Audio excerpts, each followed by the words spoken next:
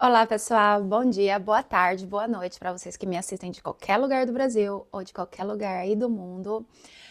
Hoje nós vamos continuar com a carta 2 do estudo do livro Cartas de Cristo. Me desculpem por não por demorar para postar mais vídeos. Eu fiquei muito doente, eu peguei a gripe das superpoderosas aqui e demorou para eu me recuperar e depois aconteceu um monte de problema técnico. Foi ridículo, eu nem sei como explicar que foi acontecendo as coisas e eu não conseguia postar. Mas estamos de volta, firme e forte. Vamos continuar os estudos da carta 2, falando do primeiro milagre que Jesus fez, milagre. E vamos então tentar entender como que esse milagre funciona. Jesus. Ao caminhar pela rua, uma mulher de meia idade veio em minha direção.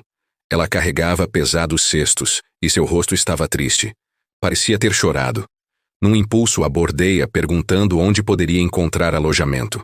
Ela disse brevemente que normalmente me ofereceria uma cama, mas que estava com seu filho muito doente em casa. Também disse que tinha ido comprar algumas provisões para alimentar os consoladores que haviam se reunido para chorar a morte iminente de seu filho. Meu coração se afligiu por ela, mas também se alegrou. Prontamente tinha sido dirigido para alguém que eu poderia ajudar. Expressei minha simpatia e ofereci-me para carregar suas cestas até em casa. Ela me olhou por um momento perguntando-se quem eu poderia ser, mas aparentemente ficou satisfeita com a minha aparência e conduta. No caminho, disse-lhe que talvez eu pudesse ajudar seu filho. Você é médico? Perguntou-me. Respondi que não havia recebido uma formação médica, mas que poderia ajudá-lo. Ao chegar em sua casa, de pedra grande e bem construída, o que indicava boa situação social e prosperidade, levou-me até seu marido dizendo: "Este homem diz que pode ajudar nosso filho." Melancólico, o homem inclinou a cabeça e não disse nada. A mulher, que se chamava Miriam, afastou-me dizendo que ele estava aflito e muito zangado. "O rapaz é nosso único filho entre muitas filhas e ele culpa a Deus pela doença do garoto." Miriam começou a chorar. "Se ele fala assim contra Deus, que outros problemas caíram sobre nós?" Perguntou-me. "Tranquilize-se", disse-lhe. "Logo verá que seu filho ficará bem novamente." Ela olhou-me com dúvidas, mas ela é fome até o quarto onde o rapaz estava. Fazia calor e o ambiente estava sufocante, cheio de gente, bem intencionada e triste, conversando. Pedi à mãe para esvaziar o quarto, mas os visitantes resistiram. Eles queriam ver o que aconteceria e somente saíram do quarto contrariados quando Miriam chamou seu marido para falar com eles. Podia escutá-los discutindo com o pai no quarto ao lado. O que este homem achava que poderia fazer se o médico havia declarado ser incapaz de ajudar o rapaz? O pai veio até o quarto para ver por si mesmo. Seu filho estava mortalmente pálido, com muita febre. A mãe explicou que ele não podia engolir a comida e que estava com o intestino solto. Ele havia estado assim por vários dias e tinha perdido muito peso. O médico disse que nada mais poderia ser feito. Ele provavelmente morreria. Coloquei as mãos sobre a cabeça do rapaz e rezei sabendo e silenciosamente dando graças com todo o coração que o Pai, vida fluiria pelas minhas mãos para dentro de seu corpo. Desta forma o trabalho de cura se realizaria. Senti um calor extremo e um formigamento em minhas mãos, e o poder vertendo para o seu frágil corpo. Foi inundado por uma alegre gratidão. O Pai Vida, quando liberado para fazer o seu trabalho natural de cura.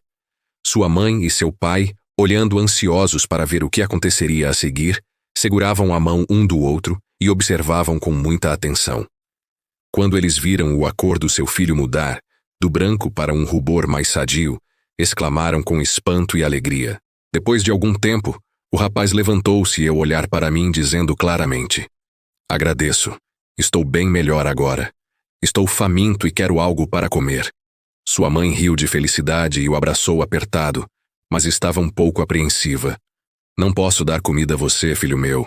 O médico ficaria zangado. Ela havia sido avisada para não dar comida a ele, somente a água." Eu sorri e disse: "Ele está curado. Pode dar pão e vinho a ele, que não fará mal." Seu pai, Zedequias, estava maravilhado de alegria e gratidão. Depois de abraçar o seu amado filho, voltou-se para mim e apertou minhas mãos calorosamente. Ficou dando tapinhas em meus ombros enquanto balançava sua cabeça, incapaz de falar devido às lágrimas que escorriam por sua face.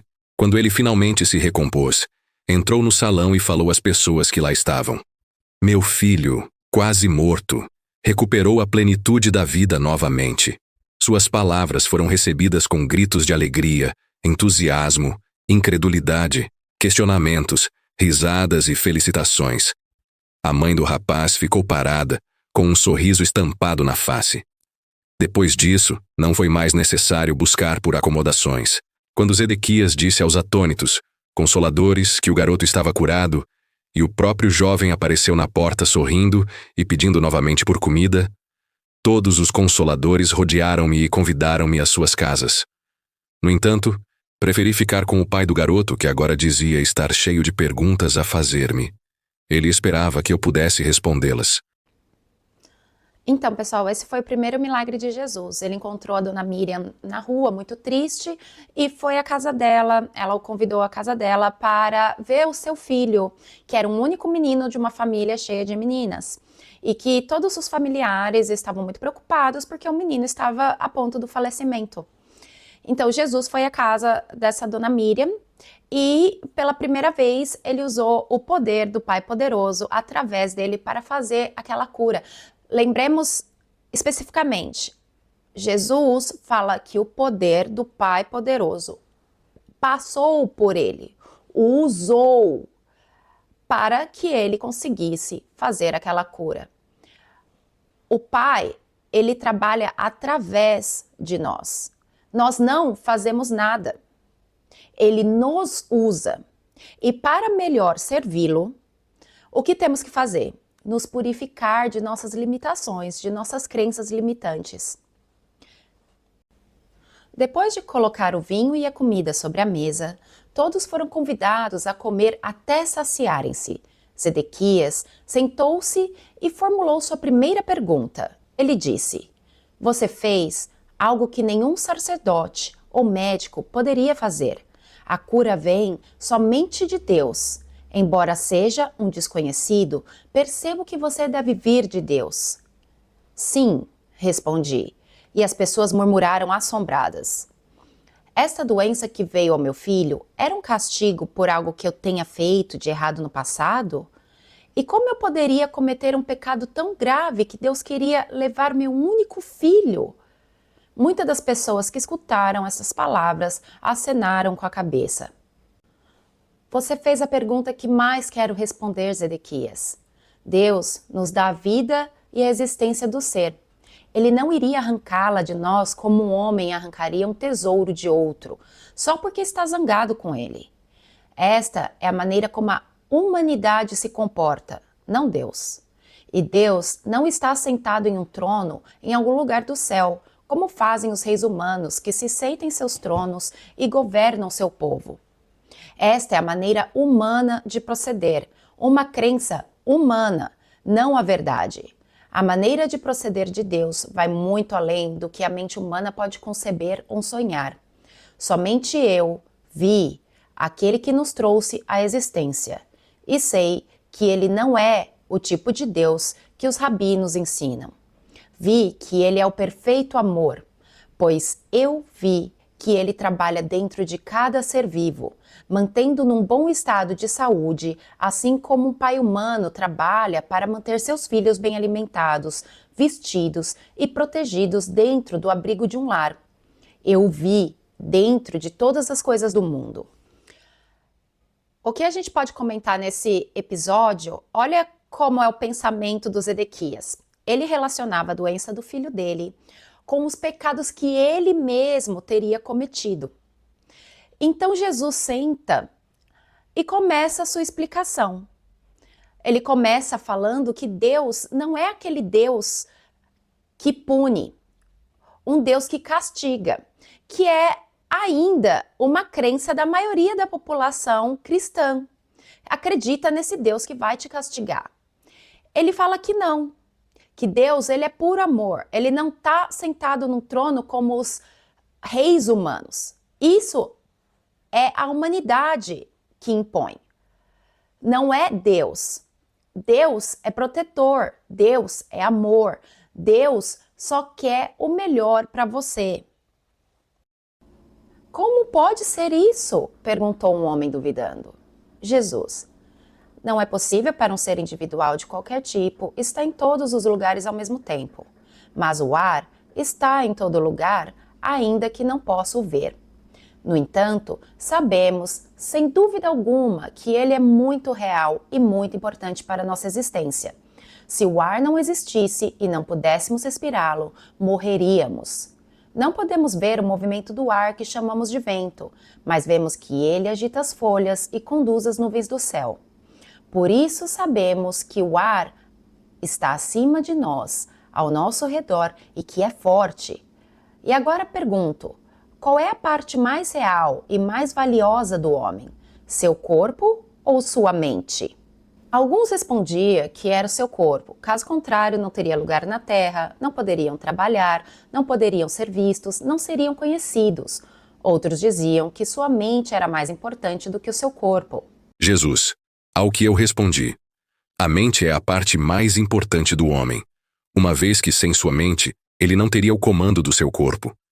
Ele não poderia comer, beber, dormir, movimentar-se, planejar, não poderia viver. Contudo, não podemos ver a mente. Simplesmente sabemos que temos uma mente por causa dos pensamentos que ela produz, e porque os pensamentos elaboram algum tipo de ação em nossas vidas. Acreditamos que a mente funciona por meio do cérebro. Sim, é assim que funciona. Senão, como poderia o cérebro, que nasceu da carne, produzir pensamentos, sentimentos, ideias e planos? Agora deve estar ficando claro para vocês que é assim que o Pai está presente em todas as coisas. Ele é a mente que dirige a mente humana, fazendo o seu grande trabalho dentro de cada ser vivo. Sabemos que é assim, porque vemos as maravilhas da sua obra. Vemos o crescimento das crianças. Vemos o alimento que comem ser milagrosamente convertida em outra substância que os nutre e os faz crescer.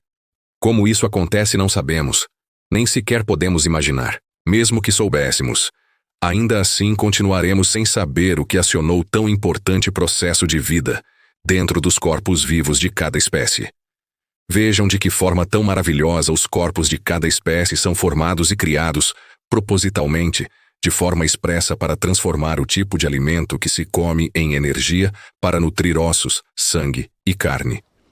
Então, pessoal, aqui o Jesus deixa bem claro que o que acontece? A mente ela é mais importante que o nosso corpo físico. O porquê disso? Porque é a mente que nos conecta à consciência universal, Deus, Pai, Mãe, o que você quiser chamar. É a nossa mente que nos conecta a Ele. O que acontece é que com os nossos condicionamentos individuais perante essa realidade que a gente vive, formam véus, formam camadas que bloqueiam a nossa comunicação pura com essa divindade. Então acabamos agindo com a nossa mente humana, tentamos tomar posse de nossa vida e fazer o que a gente acha que tem que fazer. Mas todos esses pensamentos, o que a gente acha que a gente tem que fazer, são pensamentos condicionados. Condicionados como? Desde que a gente nasce, nós recebemos informações de nossos pais, da sociedade, regras de como agir, e isso vai nos condicionando a viver aquele. Não é ruim, tá? É isso que nos permite viver maravilhosamente essa experiência. Porém, também é o que nos limita. Você, para se comunicar, para funcionar como um veículo de Deus, permitir que Ele dirija a sua vida e pare de tentar dirigir a sua vida por você mesmo, você tem que se abrir e tentar eliminar essas crenças, as nossas crenças, o que a gente acredita, os dogmas que foram impostos a nós. Agora que nos mostrou todas essas coisas, podemos ver que elas são realmente maravilhosas, exclamou um jovem. Elas são. Vemos os jovens corpos passando por suas várias etapas de desenvolvimento e vemos suas mentes acompanhando o seu desenvolvimento físico até que comecem a desejar encontrar um cônjuge para se tornarem pais. Logo, o grande trabalho da concepção é realizado e o crescimento da semente dentro do útero continua até a criança chegue ao seu desenvolvimento pleno. Pensem, quem determina esse constante crescimento tão ordenado dentro da mulher? De onde vêm os planos que regem o correto desenvolvimento da cabeça, do corpo e dos membros, os quais são invariáveis de uma mulher para outra e de uma espécie para outra? Quem decide o momento exato em que o nascimento terá início, o meio físico pelo qual a criança deve ser trazida à luz, a provisão do leite para a criança? Pensem, é a mãe? Não é a mãe. Ela é apenas testemunha de tudo o que ocorre dentro dela desde o momento em que seu marido tem estado com ela e plantado sua semente para se juntar ao dela.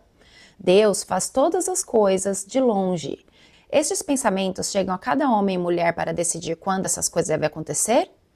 Não! Todo esse trabalho é realizado pelo poder criativo da mente, vida inteligente e amorosa, dentro de todos os seres vivos.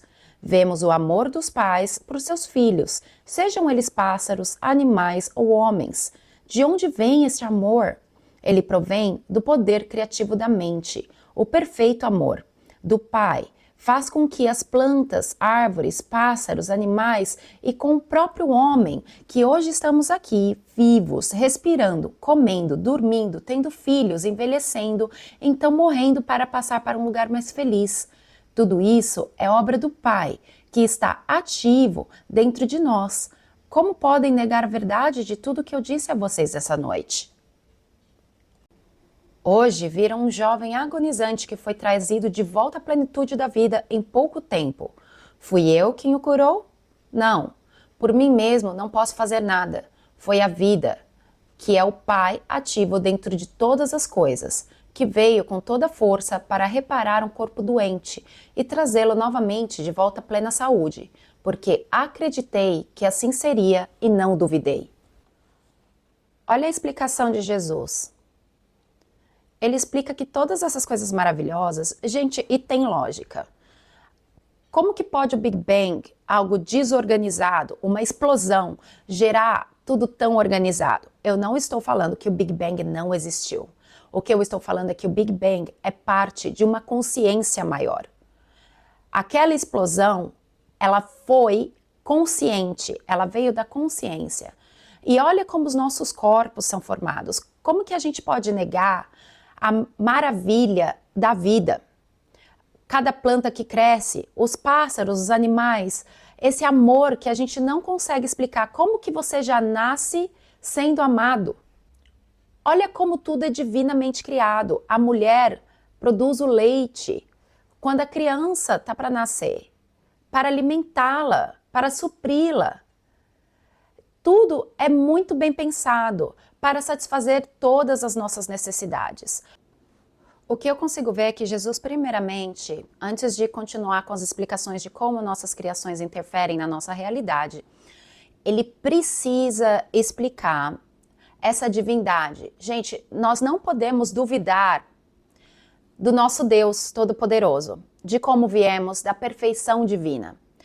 Porque as curas que Jesus fazia, as curas que muitas pessoas são capazes de fazer, elas são totalmente dependentes da fé, não só da pessoa que recebe, mas da pessoa que está sendo ali usada como instrumento. Não é ela que está curando, mas ela está abrindo o seu campo, se permitindo ser instrumento daquela cura. Houve suspiros de satisfação na sala. Nova luz, novo interesse, inclusive podia-se ver uma nova doçura em seus rostos. Por que então o homem sofre tão dolorosamente? Perguntou Miriam.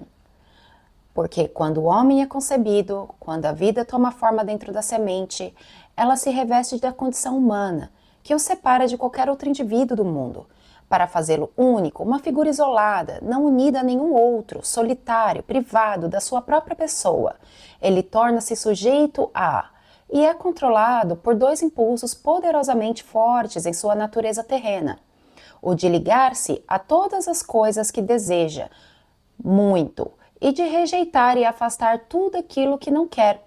Estes dois impulsos básicos do homem estão presentes em cada coisa que ele faz ao longo da vida e são inteiramente responsáveis pelo problema que atrai para si.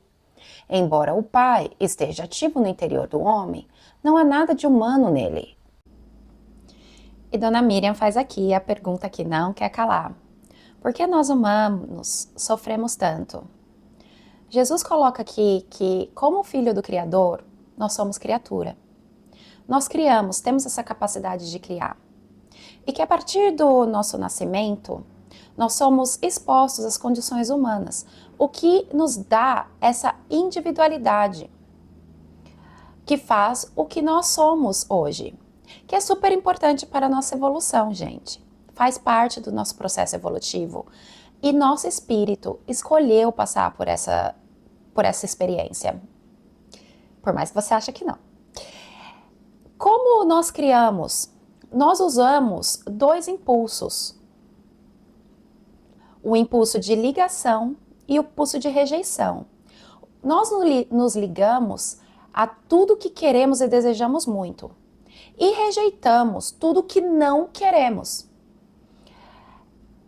Esses dois impulsos que nós usamos o tempo todo faz com que criamos a nossa realidade.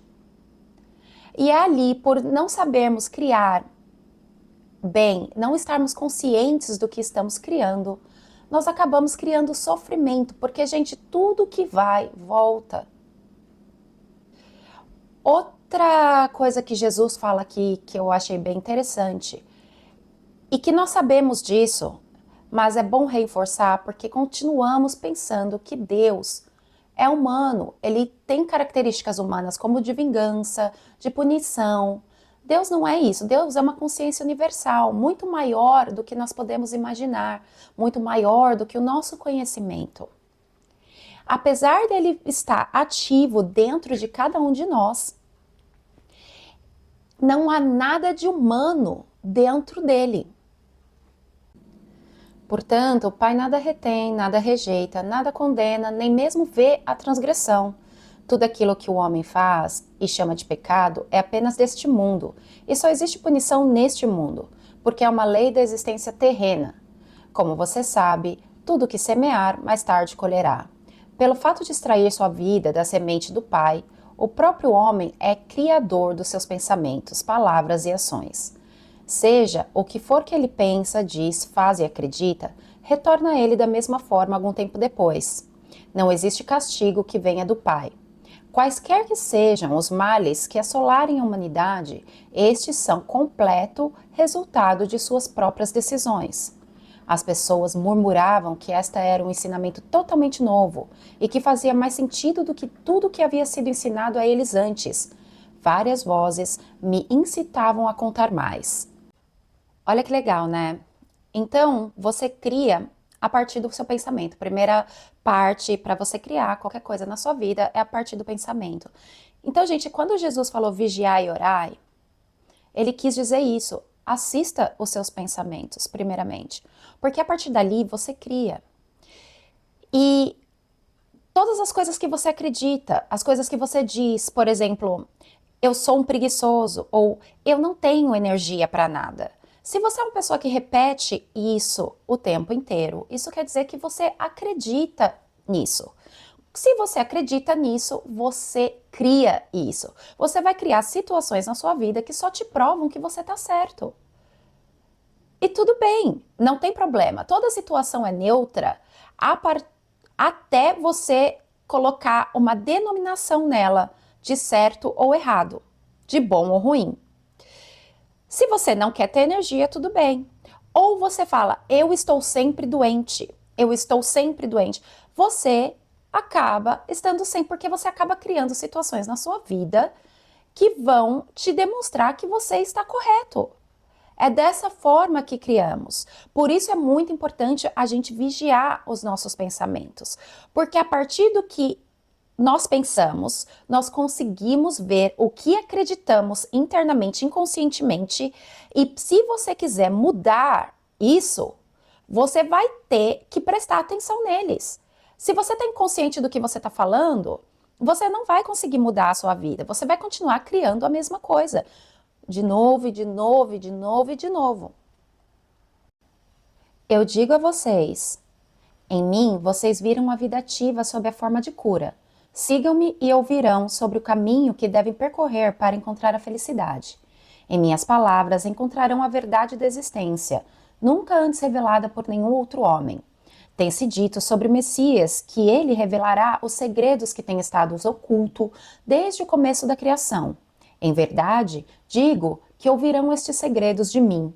Se escutarem com cuidado, entenderem seu significado, praticarem sua verdade e apegarem-se às suas leis, serão transformados em novos homens e entrarão nos reinos dos céus. As pessoas ficaram em silêncio por um momento, então houve um clamor de conversa animada, mas Edequias levantou-se e disse que era hora da família descansar. Seu filho precisava dormir e sua esposa e filhas também estavam exaustas de tanto chorar. Ficou combinado que na manhã seguinte eu iria até o porto e as pessoas doentes seriam trazidas até mim. Desta forma, fui capaz de empreender minha missão e tudo foi rapidamente arranjado da melhor forma possível. Parecia que se eu não efetuasse as curas, não haveria interesse nem aceitação de tudo o que havia dito. As curas demonstravam a verdade de tudo o que eu havia ensinado. Aos meus ensinamentos explicariam as razões para as quais eu era capaz de trazer do Pai para eles a cura. Jesus, quando acordei na manhã seguinte, sente a felicidade viva em mim, com a expectativa das coisas maravilhosas que estavam por vir. Depois de tomar o desjejum, saí com Zedequias para o porto da cidade, com meu coração iluminado de amor por todos os que passavam por mim. Eu os cumprimentava calorosamente, dizendo a eles que tinha boas novas, para todos aqueles que quisessem escutá-las. Quando chegamos ao dique, encontrei homens, mulheres e crianças sentados no chão, esperando por minha chegada. Alguns estenderam suas mãos, implorando. Pareciam muito mal. Outros estavam cobertos de feridas. Meu coração ainda sofria por seu estado lastimável. Mas agora também podia alegrar-me, porque sabia que não era a vontade do Pai que eles estivessem assim. Muito pelo contrário. O próprio Pai era toda a cura, toda a saúde e todo o bem-estar. Eu tinha provado isso na noite anterior e na minha casa. Estava exultante por ser capaz de demonstrar esta verdade maravilhosa para a multidão que agora se reunia em torno de mim. Um rosto velho e triste chamou minha atenção. Uma mulher magra, enrugada e curvada. Fui até ela e me ajoelhei ao seu lado, pondo minhas mãos sobre sua cabeça. Imediatamente senti o fluxo do poder do Pai vibrando pelas minhas mãos em sua cabeça, até que seu corpo inteiro sacudiu com a força vital, energizando os seus membros. As pessoas, ao verem isso, ficaram atônitas, perguntando o que eu poderia estar fazendo com ela, mas outros acalmaram suas objeções. Gradualmente, seus membros começaram a soltar-se, a alongar-se e a endireitar-se. Seu rosto tornou-se vivo pela alegria de voltar a sentir sua força. Ajudei a se levantar, então ficou de pé por si mesma com todo orgulho. Ela estava tão tomada pela felicidade que começou a chorar. Depois riu e dançou, chamando as pessoas. Louvado seja Deus, dizia ela. Louvado seja Deus. E outros que ali estavam repetiram o refrão. Todos estavam profundamente comovidos com o que haviam visto. A aglomeração de pessoas apertando-se contra mim foi tão grande que Zedequias ofereceu-se para controlá-la. De forma organizada e ajudado por outros dos espectadores ansiosos, dirigiu ordenadamente os doentes para mim, para que eu pudesse atendê-los, segundo suas necessidades mais profundas. No final, sentindo-me cansado, meu anfitrião convidou-me a voltar para casa e jantar. Despediu aqueles a quem eu não tinha sido capaz de curar por falta de tempo. Assegurou a eles que eu retornaria no dia seguinte. Foi uma noite festiva. Tanta coisa para falar, tanto para celebrar, tanto para ensinar, tanto para aprender. Todos certamente reconheciam naquilo a boa nova. Eu sabia que havia sido aceito por muitos por dizer a verdade do que havia visto no deserto. E assim continuou por muitos dias. As pessoas vinham de longe para ver-me. Zedequias e outros amigos seus me ajudaram a controlar a multidão para que eu pudesse curar e ensinar. O povo ouvia com prazer. Eles falavam entre si sobre o Pai, estavam ansiosos por aprender mais a respeito das correntes e ataduras que confinam as pessoas na miséria. A aglomeração de pessoas tornou-se tão grande que eu logo percebi que precisava achar meus próprios ajudantes em que eu pudesse confiar para me auxiliar. Já era hora de Zedequias voltar a conduzir o seu negócio de couro, que ele vinha deixado de lado. Fui embora para as montanhas para rezar a respeito das escolhas dos discípulos, quando veio a minha convicção de que eu seria guiado para fazer a escolha. Retornei a Cafarnaum. Senti um forte impulso para descer pela beira do porto e falar com alguns homens que eu tinha visto escutando meus ensinamentos com muita atenção. Queria saber se eles deixariam suas redes de pesca para juntarem-se a mim. Quando os chamei, Simão, André, Tiago e João vieram imediatamente, felizes em poder ajudar no meu trabalho de cura e ensinamentos. Outros também se juntaram a mim assim que comecei meu trabalho entre as pessoas. Deixei meu anfitrião, a casa de Zedequias, que me assegurou entusiasmado que eu poderia retornar a qualquer momento. E foi assim que comecei minha missão como mestre curador peregrino, indo sempre que necessário pelas vilas e aldeias. Antes de partir, reuni os jovens que tinham aceitado com alegria me ajudar. Escutariam meus ensinamentos e ficariam perplexos pelo muito que eu tinha a dizer. Era vital que explicasse a eles primeiro o fundamento de tudo que havia sido revelado a mim no deserto. Disse que, apesar da vida ociosa que eu levava antigamente, sempre havia sentido uma profunda compaixão pelas pessoas. E foi minha compaixão que me afastou desse Deus ensinado pelos rabinos. Quando falei na minha total rejeição de um Jeová punitivo, pude ver a dúvida e o choque em seus rostos. Por um tempo considerável, expliquei que eu questionava como era possível falar de um Deus bom quando crianças inocentes suportavam tanto sofrimento. Enquanto falava, via como seus rostos iam relaxando aos poucos. Continuei dando voz às minhas dúvidas e raiva de antigamente, até que via suas expressões mudarem para aceitação e em seguida para a concordância completa. Descobri que havia expressado suas próprias dúvidas e perguntas, as quais nunca antes tinham tido coragem de admitir. Enquanto falávamos, pude sentir seu alívio de que já não estavam mais a sós em suas resistências secretas com relação aos ensinamentos dos rabinos. Disse que chegou um momento em que comecei a perceber mais claramente que estava desperdiçando a minha vida. Queria mudar e senti fortemente que deveria ter João Batista como ponto de partida para começar uma nova forma de vida. Descrevia o que aconteceu durante o batismo e minhas 6 semanas no deserto. Expliquei que todos os meus pensamentos, crenças, atitudes, arrogância e rebeldia prévia foram paulatinamente limpos de minha consciência, enquanto passava pelas profundas revelações e visões que me mostraram a realidade que eu agora chamava de Pai.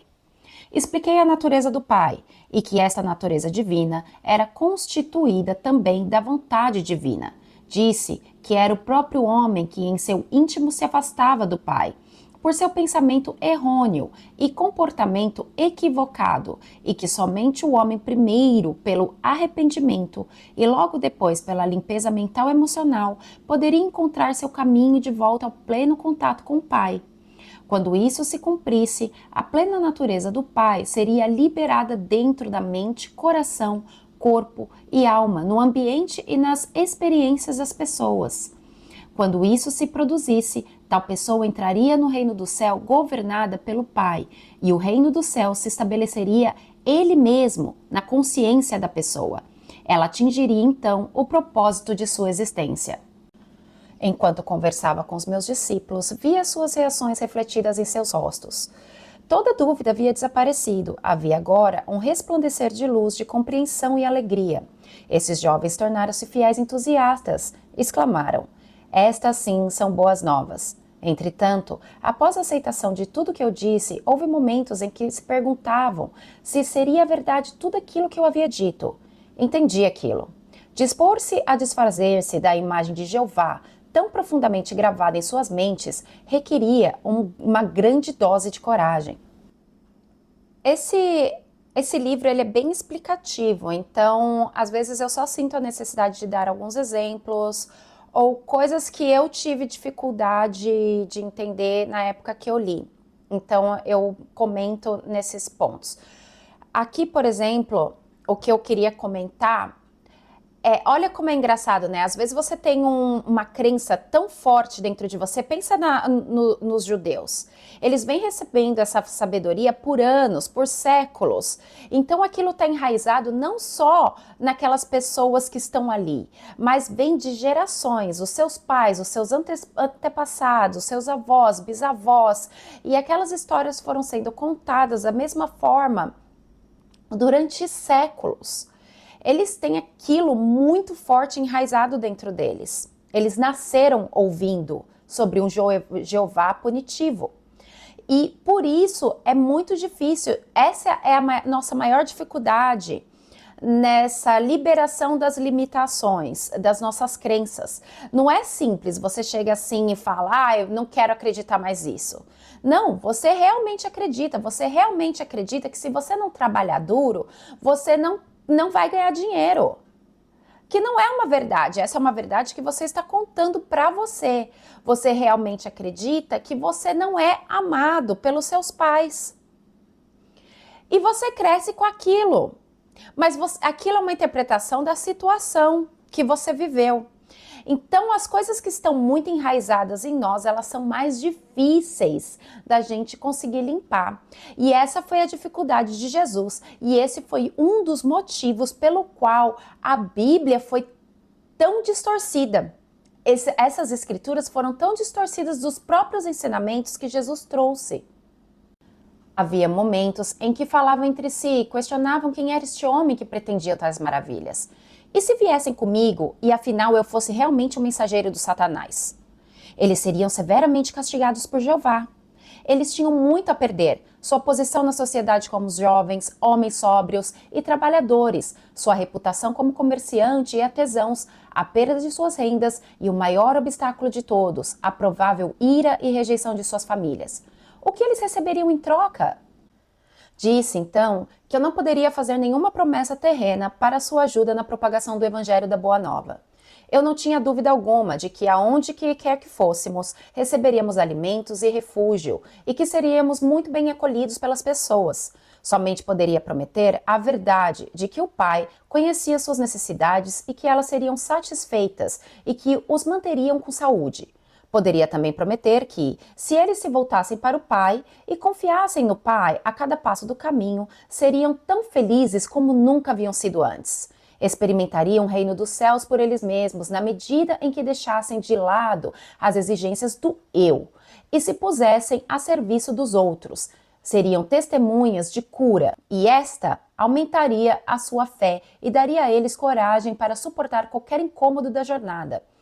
E assim começamos nossa missão para espalhar a boa nova do Evangelho do Reino. Enviei à minha frente estes jovens para as cidades que iríamos visitar. Ao chegarem, diziam às pessoas da cidade que se juntassem para escutar a boa nova do Reino dos Céus. As pessoas ficavam surpresas e queriam saber mais, mas os discípulos pediam que fossem buscar seus amigos e vizinhos. Todos ficariam sabendo do que se tratava quando Jesus chegasse, e também haveria curas de seus doentes. Excitados, muitos corriam para ajudar a difundir a boa nova, e logo estavam reunidos, formando uma grande multidão.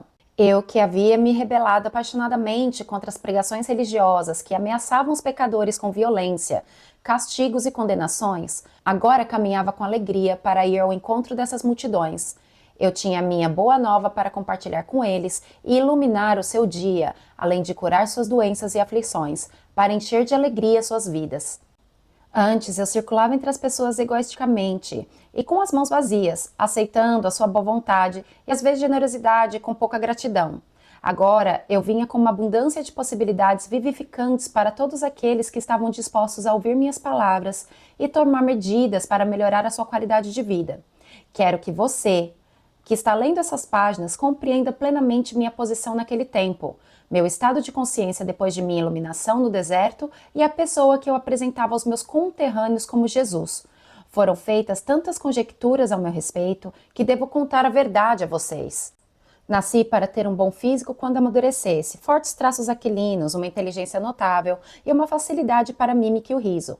Mas como muitos de vocês hoje, não cuidei dos meus talentos terrenos. Na hora de ir para o deserto, meu rosto e minhas maneiras eram que se poderia descrever como abaixo do que deveria ser.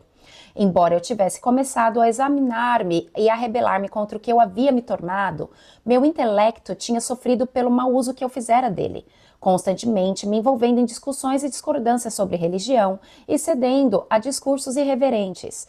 Eu fazia as pessoas rirem. Eu era amado pelos homens e mulheres com quem eu me misturava, mas eles certamente não me respeitavam. Por isso o espanto daqueles que me conheciam quando falei na sinagoga em Nazaré.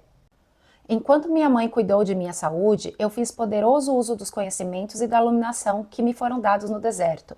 Isso me fez voltar a ser o homem que estava destinado a ser. Quando comecei minha missão, estava inteiramente consciente de que eu era o único com o supremo conhecimento dos segredos da criação e da existência em si. Portanto, podia dizer com perfeita confiança: ninguém além de mim viu o Pai.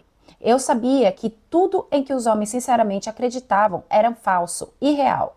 Sabia que eu havia sido especialmente moldado e projetado pelo Pai para esta missão.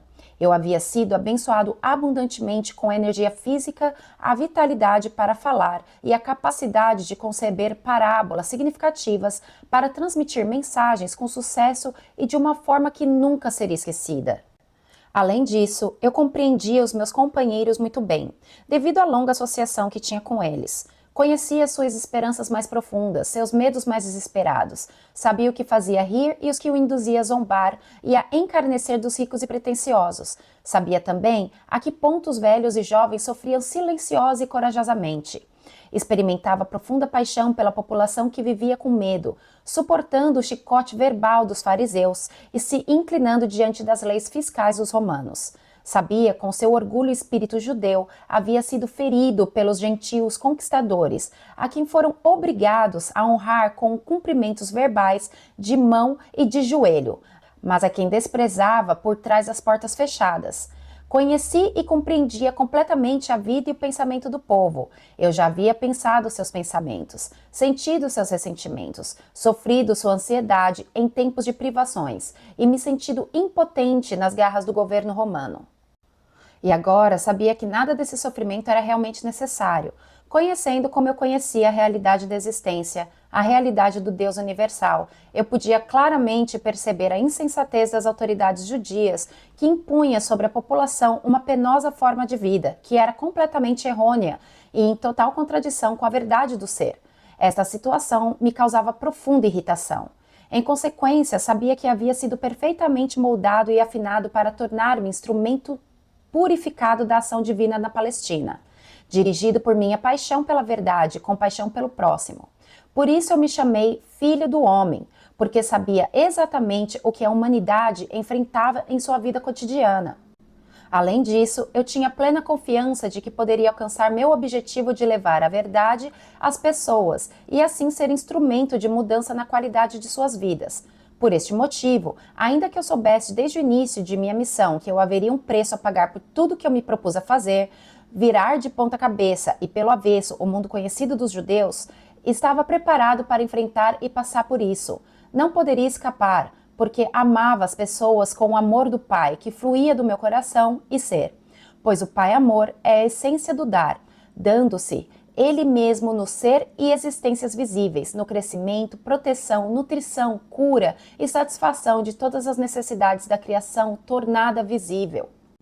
Eu sabia que eu era o presente de salvação do Pai para as pessoas, para o mundo, e não como eles supuseram e ensinaram durante séculos, a salvação do castigo imposto aos pecadores por um Deus irado, mas para salvar as pessoas da repetição diária dos mesmos enganos, do pensamento errôneo, pensamento esse que criou seus infortúnios, pobreza, doença e miséria. Porque amava tão profundamente a raça humana, eu estava preparado para ensinar e curar, desafiando os sacerdotes judeus. Estava disposto a morrer na cruz pelo que verdadeiramente tinha visto no deserto. Conhecia com todo o meu coração e queria compartilhar até a última gota de minha capacidade para fazê-lo. Esta é a verdade sobre a minha crucificação e todo o resto que você ouviu são suposições humanas decorrentes da prática judaica de oferecer sacrifício no templo. Não preciso falar muito, né? Então, essas crenças que a gente tem, que muitas religiões ainda seguem, que Jesus, ele foi crucificado para limpar os pecados da humanidade, não é a realidade. Jesus está falando que não é, de acordo com o livro, não é a realidade. Ele lutou, ele morreu pelo amor que ele tinha a nós, para trazer a verdade. Ele sabia que trazendo a verdade, ele correria risco de vida ou de morte. Que ele morreria na cruz por isso. E foi o que aconteceu. Mas os pecados não foram salvos. Ele não foi crucificado ou sacrificado como um carneiro. Essa é uma interpretação judaica e que foi passada por várias gerações em várias religiões. Eu era um presente do Pai para a humanidade, para ajudá-la a superar sua ignorância das leis da existência e encontrar o verdadeiro caminho da vida que conduz à alegria, à abundância e à perfeita plenitude do reino dos céus. Estas eram as percepções, os desejos, as intenções, os objetivos e os pensamentos que levava a minha mente e coração. Esta era a roupagem mental emocional terrena que cobria a minha consciência espiritual oculta na cabeça e figura de Jesus. Esta era a minha consciência espiritual canalizada nos pensamentos e sentimentos que me impulsionaram a empreender uma jornada de 3 anos para levar às pessoas aquilo que eu acreditava plenamente ser o resgate final de sua própria forma cega de pensar e sentir, a qual criava suas próprias vidas turbulentas. Eu verdadeiramente acreditava que se pudesse demonstrar às pessoas tudo aquilo que me havia sido dado a compreender, perceberiam sua loucura anterior e se esforçariam para mudar sua forma de pensar e colocar o pé na direção do caminho da vida que conduz ao reino dos céus. Para este fim, eu estava disposto a dar a minha vida. Por causa da interpretação errônea atribuída à minha missão pelos mestres judeus, minha verdadeira mensagem foi distorcida até não ser mais reconhecida. O propósito destas cartas é de trazer às pessoas desta nova era a verdade sobre o que eu realmente falei para as multidões na Palestina. Portanto, voltando ao relato daquela época, deixe-me retroceder a um dia especial que deu frutos entre meus ouvintes e que produziu uma impressão duradoura nas mentes de meus discípulos. Eu me distanciei por um tempo da presença das pessoas, indo às colinas rezar e meditar, buscando recarregar minhas baterias espirituais, fazendo uma profunda, forte e mais poderosa conexão com o Pai dentro de mim. Esta conexão era tão rapidamente obscurecida no interior de minha consciência, quando estava ocupado entre as multidões, que eu estava exausto. Chegando à caverna que utilizava quando me encontrava naquela área, puxei um pedaço de pano que ficava escondido sobre uma pedra e me deitei para dormir. Ao invés de dormir, no entanto, senti imediatamente o fluxo da vida divina, o Pai. E o cansaço foi dissolvido enquanto o meu corpo era carregado com o poder que é a fonte criativa de todo o ser. Fui levado em consciência no interior de uma luz dourada, e enquanto viajava para o alto dessa luz, subitamente mudou para o mais puro branco. E eu soube que em consciência estava nos portais do equilíbrio que é o eterno universal, a dimensão infinita que está além de toda a concepção da mente humana. Observei a luz, mas eu não fazia parte dela. Nem ela estava poderosamente dentro de mim, uma vez que esta era a dimensão Deus do vazio, da não-forma do equilíbrio universal. Mas ela se comunicava comigo e infundia-me com seu brilhante amor. Isso mais uma vez gravou em mim que ela era o processo criativo aperfeiçoador curador. Amor que governa toda a existência. Sabia que onde quer se houvesse necessidade, haveria satisfação. Como o constante fluir das águas que enchem o lago. Onde reinava a miséria, haveria a alegria, porque era a natureza do universal mover-se para o interior de cada coisa viva que tem necessidades, para trazer satisfação e alegria. Eu sabia que, onde houvesse um sentimento de fracasso, desafios seriam providenciados para estimular as pessoas ao sucesso e à autoconfiança.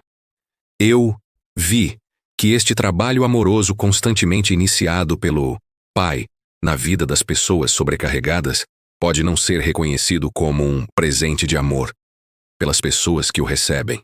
Elas podem estar tão afundadas em sua apatia, sentimentos de fracasso e na crença de que nada de bom lhes acontece, que não conseguem ver outra coisa em suas vidas além de suas próprias crenças e sentimentos. Consequentemente, ficam enraizadas no inferno criado por elas, para elas mesmas. Não havia necessidade de sentir pena de ninguém. A única necessidade era ter um coração compassivo e a determinação de levar-lhe a verdade para curar sua ignorância. O maior presente que um homem poderia dar ao outro era a iluminação da ignorância sobre a existência e suas leis cósmicas, pois a verdade era que cada alma está compreendida universal, e os níveis do fluxo da atividade universal em suas vidas, através do trabalho amoroso do Pai, dependem inteiramente da receptividade do indivíduo. Compreendi que o que as pessoas precisavam ouvir urgentemente era o que eu acabara de aprender. Elas precisavam ver e compreender plenamente a intenção, o propósito e o potencial do amor, que era a mesma substância do seu ser.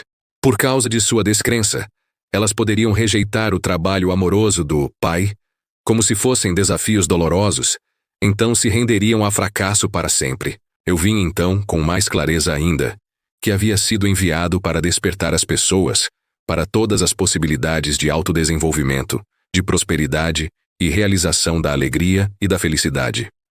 Mas dependeria delas que acordasse e aproveitassem aquilo que era oferecido. Vamos começar aí nesse videozinho. Olha, às vezes a gente não entende por que a gente fica tão cansado em meio de multidão, né? Jesus mesmo, ele precisava dessas paradas durante o dia, depois de estar com a multidão, porque ele sentia a sua luz obscurecida depois de trabalhar. É claro, ele doava muito e outra, tem muito pensamento de outras pessoas ao redor, energias que acabam te desgastando, te deixando cansado. Então, gente, quando vocês sentirem que vocês têm que descansar, ouçam o seu corpo, ele sabe o que ele precisa. Outra coisa legal que Jesus comenta é a gente não consegue ver como as coisas são feitas pela consciência universal, pelo amor divino. Muitas das coisas, a natureza de qualquer ser vivo é ter alegria e felicidade. Quando você não está tendo alegria e felicidade, as coisas vão começar a se mover para te trazer essa alegria, essa felicidade. E às vezes essas situações vêm para a sua vida e você não consegue as ver como um presente. Você vê como desafio, você vê como uma desgraça, porque a sua cabeça já está tão condicionada, você já está tão condicionada a achar que aquilo é ruim, que você não consegue tirar nada positivo dali. Mas eu estava até comentando com uma amiga outro dia, gente, o meu fundo do poço não é um fundo do poço dela. Por exemplo, nós duas temos algo em comum. Nós participamos de um relacionamento abusivo. Só que o meu relacionamento abusivo foi ainda mais abusível quando a gente estava conversando do que o dela. Por quê? Porque o fundo do poço dela é menor do que o fundo do meu poço. E da mesma forma que outras mulheres às vezes entram numa situação que elas perdem visão, que elas quase morrem, para elas conseguirem sair dessa situação. Porque senão elas não saem, elas têm medo, alguma coisa as prendem, alguma crença, alguma limitação, alguma coisa que elas acreditam, alguma história que elas continuam contando a elas mesmas. A história que eu contei para mim por muito tempo, que eu não merecia amor, que eu não merecia algo melhor. E eu continuei criando aquela situação. E como o universo, a natureza do universo era te trazer felicidade e alegria, as coisas vão se movendo, mas às vezes você não consegue ver essas situações como coisas boas. Mas elas te empurram para você tomar uma atitude. Ficar na mesmice, ficar acomodado, não é natural, não é parte da natureza divina. Nós estamos sempre em movimento. Olha o universo, está sempre em movimento, está sempre expandindo. Nós temos que expandir. A partir do momento que você está muito estagnado, coisas na sua vida vão começar a te empurrar. Vai, meu filho, você tem que fazer alguma coisa. Você já está muito paradão. Você pode continuar escolhendo ficar parado, mas aí você está criando resistência. A partir do momento que você cria resistência, você cria dor. Lembro que essa elevação durou a noite inteira e na manhã seguinte acordei sentindo-me mais vivo do que nunca. Minha mensagem tinha sido esclarecida. Tinha visto ainda mais claramente a realidade do Pai e sabia que era capaz de sair daquele dia para encontrar a multidão e transmitir o poder da vida, daquilo que me havia sido mostrado. Enquanto descia da caverna, fui até uma grande rocha de onde se via um íngreme precipício. Quando me sentei, olhei abaixo a cidade que visitaríamos naquele dia. Podia sentir aquele processo de aperfeiçoamento, aquele impulso que tudo criava, o Pai, surgindo em mim e ansiava por compartilhar aquilo com os demais, antes que os problemas da vida diária o encobrissem e isso perdesse o poder e força motriz no interior de minha consciência humana. Meus discípulos se juntaram a mim um pouco depois. Ao chegarmos à cidade, eles orientaram as multidões para que se dirigissem para o terreno inclinado além das casas. Em pé, sobre uma grande rocha no meio deles, comecei a falar. Descobri que a paixão, a alegria, o desejo, a veemência e a convicção vertiam espontaneamente nas palavras que pronunciava.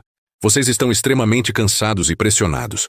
Suas tarefas se tornam mais pesadas à medida que envelhecem, o estômago fica vazio com frequência, suas roupas estão puídas, as pessoas irritam vocês e sentem que não há fim para os problemas e aflição de espírito.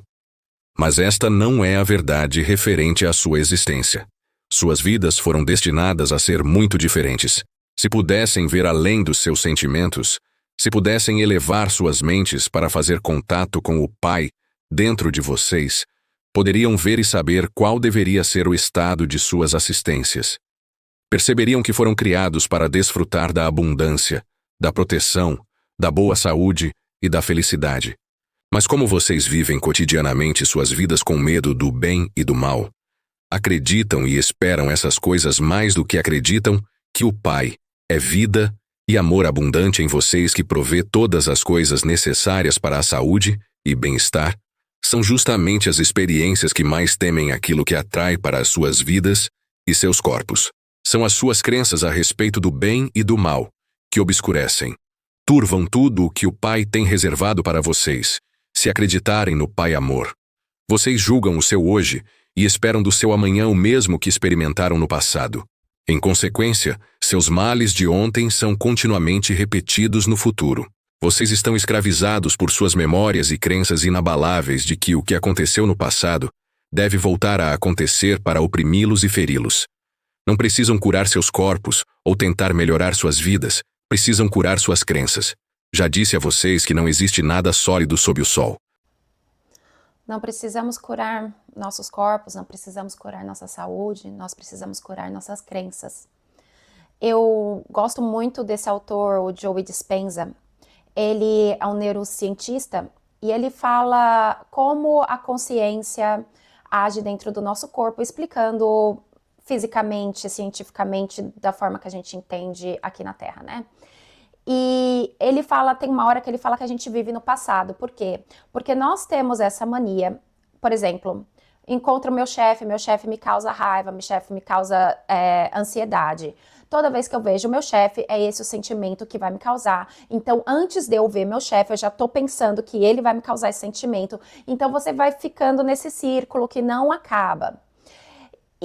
E no dia seguinte vai ser a mesma coisa. O dia seguinte você está vivendo o passado. Você não consegue parar de viver no passado enquanto você não analisa quais são as suas crenças, o que você precisa mudar. E o mais incrível é que na nossa vida a gente passa, eu já vivi isso, eu saí de um emprego onde, por causa do chefe, inclusive, aí eu vou para outro emprego, eu tenho um outro chefe, outra pessoa, outro endereço, mesma situação. Aí você fica pensando, bom, né? Como que acontece isso? Todo chefe é ruim? Eu falei, não, você continua criando esse tipo de situação, porque você acha, essa é a história que você conta inconscientemente para você, e dessa forma você continua vivendo no seu passado. Se pudessem curar suas crenças e alinhá-las com a verdadeira intenção do Pai para com vocês, as crenças errôneas que governam seus corpos e vidas se dissolveriam como névoa ao sol. Cada circunstância de suas vidas se voltaria imediatamente para a intenção divina, que está por trás de toda a criação. Vocês comprovariam que para cada dificuldade, para qualquer necessidade de qualquer tipo, há sempre um meio para pôr fim às dificuldades. Há sempre alguma coisa na cesta para atender às suas necessidades. O que acreditam que acontece quando os doentes vêm a mim e põem minhas mãos a eles? Estou pensando em doença? Estou querendo saber se a pessoa será curada? Tenho medo de que o pai esteja dormindo ou tão distante que não possa ouvir-me? Não. Se os meus pensamentos fossem incrédulos como estes, não haveria cura. Olha, gente, que legal, né? Porque muitas das vezes nós, curadores, por exemplo, uma pessoa que faz o passe, ou uma pessoa que aplica um reiki, ou uma pessoa que aplica qualquer outro tipo de cura, que faz uma oração, ela fica frustrada porque ela não está vendo um resultado ali momentâneo. Ela não acredita na própria capacidade dela de transmitir a cura do pai. Ela fica, às vezes, frustrada quando o cliente chega e fala: eu não senti nada. Só que é aí que a cura não acontece. Jesus sabia fielmente, com muita fé, ele não duvidava nem 0,00001% de que aquela pessoa seria curada. E isso acontecia. Então, quando a gente estiver fazendo um trabalho de cura, deixemos nas mãos de Deus, que Ele faça o trabalho dele. E se for da vontade dele a cura daquela pessoa e te usar como instrumento, aquilo vai acontecer. Não coloque essa cruz, esse peso nas suas costas. Trabalhe em você para ser um receptor puro dessa luz e dessa energia. Mas a cura não depende só de você. Você só é um instrumento. A cura vem de cima e da pessoa que quer ser curada. Você já pensou que essa pessoa que você está tentando curar, está tentando de alguma forma ajudar, ela está criando aquela situação para provar que nada pode curar a doença dela? Porque muitas das vezes, gente, essa pessoa ela não quer enfrentar outra situação que se ela tivesse com saúde, ela teria que enfrentar. Ela tem outro bloqueio, então ela escolhe estar doente. Porque estar doente ainda satisfaz ainda mais a situação para ela do que não está. Então não coloque essa responsabilidade nos seus ombros, cada um cria a sua realidade. E nós estamos aqui para ajudar quem quer ser ajudado. Quando as pessoas se aproximam de mim pedindo que a cure, imediatamente me alegro porque sei que o poder que é o Pai está em mim, preparado e aguardando para curar no momento que eu assim pedir. Eu agradeço porque sei que é a vontade do Pai, é a saúde e não a doença. Portanto, rezo para que a vontade do Pai seja feita no doente, no momento em que removo a crença da doença do corpo do doente e sei que a vontade do Pai de saúde está fluindo para seu sistema, o mesmo se dá com a aparência. A aparência de doença se transforma em realidade do Pai Saúde e o corpo recupera sua saúde novamente. A doença nada mais é do que uma baixa na vitalidade, uma redução da vida na parte afetada. Restaure o Pai Vida na verdadeira intenção e no plano do seu sistema, e o sistema inteiro funcionará como deveria. Às vezes a gente fica com medo de pedir ao Pai: ai, Pai, dê-me a cura, faça a sua vontade. Esse faça a sua vontade, eu fiquei muitos anos bem desconfortável em falar isso. Eu não falava, faça a sua vontade. Eu me sentia muito mal. Hoje em dia, eu estou falando, graças a Deus, eu acho que foi uma limitação que eu estou botando pra fora.